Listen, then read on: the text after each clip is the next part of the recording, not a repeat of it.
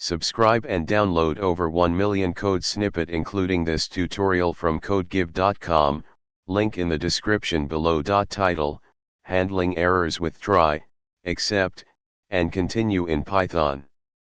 Introduction. In Python, the try, except, and continue statements are powerful tools for handling errors in your code gracefully. By using these constructs, you can prevent your program from crashing when unexpected issues arise.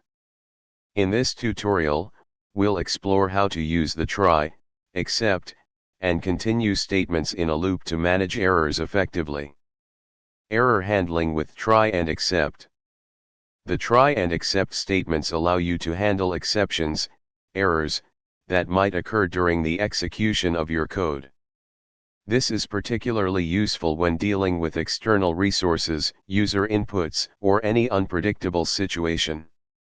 Let's start with a simple example.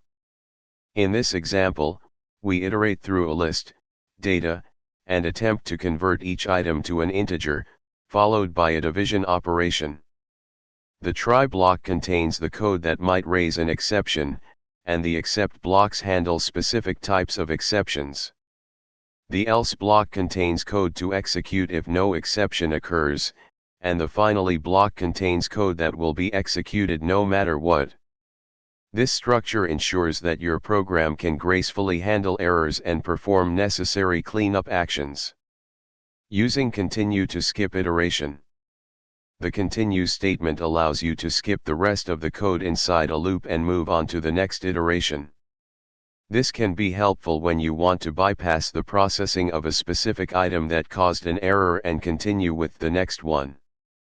Let's modify the previous example to include the continue statement.